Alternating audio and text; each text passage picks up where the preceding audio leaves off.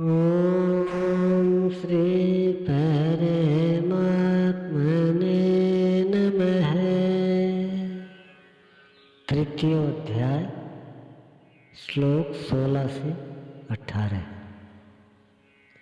एवं तैवर्तितं चक्रं नानुवर्तयति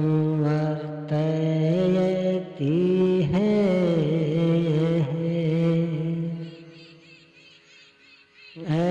घायुरिन्द्रियारामो मोघं पार्थ से जीवति। हे पार्थ, जो पुरुष इसी लोक में मनुष्य शरीर प्राप्त कर इस प्रकार चलाए हुए साधन चक्र के अनुसार नहीं बरतता, अर्थात दैवी संपद का उत्कर्ष, देवताओं की वृद्धि और परस्पर वृद्धि के द्वारा अक्षय धाम को प्राप्त करना, इस क्रम के अनुसार जो नहीं बरतता, इंद्रियों का आराम चाहने वाला वह पापायु पुरुष व्यर्थ ही जीता है। बंधु, योगेश्वर श्री कृष्ण ने अध्याय 2 में कर्म का नाम लिया और इस अध्याय में बताया कि नियत कर्म का आचरण कर। यज्ञ की प्रक्रिया ही कर्म है। इसके सिवाय जो कुछ किया जाता है वह इसी लोक का बंधन है। इसलिए संग दोष से अलग रहकर उस यज्ञ की पूर्ति के लिए कर्म का आचरण कर।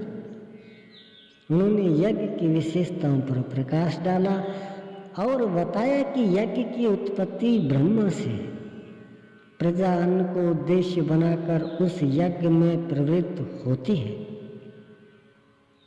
यज्ञ कर्म से और कर्म अपौरुषेय वेद से उत्पन्न होता है, जबकि वेद मंत्रों की दृष्टा महापुरुष ही थे। उनका पुरुष तिरोहित हो चुका था। प्राप्ति के साथ अविनाशी परमात्मा ही शेष बचा था, इसलिए वेद परमात्मा से उत्पन्न है। सर्वव्यापी परमात्मा यज्ञ में सर्वदा प्रतिष्ठित है। इस साधन चक्र के अनुसार जो नहीं वर्तता, वह पापायु पुरुष इंद्रियों का सुख चाहने वाला है, व्यर्थ ही जीता है। अर्थात यज्ञ ऐसी विधि विशेष है जिसमें इंद्रियों का आराम नहीं है, अपितु अक्षय सुख है। इंद्रियों के संयम के साथ इसमें लगने का विधान है। इंद्रियों का आराम चाहने वाले पापायु हैं। अभी तक श्री कृष्ण ने नहीं बताया कि यज्ञ है क्या, परंतु क्या यज्ञ करते ही रहेंगे या इसका कभी अंत भी होगा, इस पर योगेश्वर कहते हैं। यास्त्वात्मरतिरेव स्याद् आत्मतृप्तश्च मानवः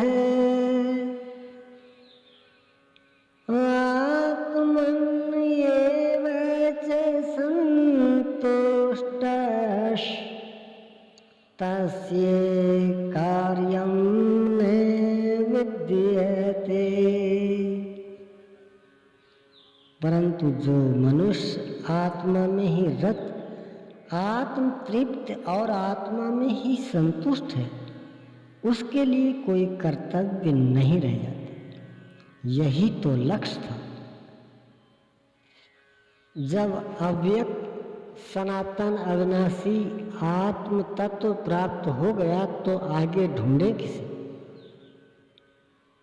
ऐसे पुरुष के लिए न कर्म की आवश्यकता है न किसी आराधना की।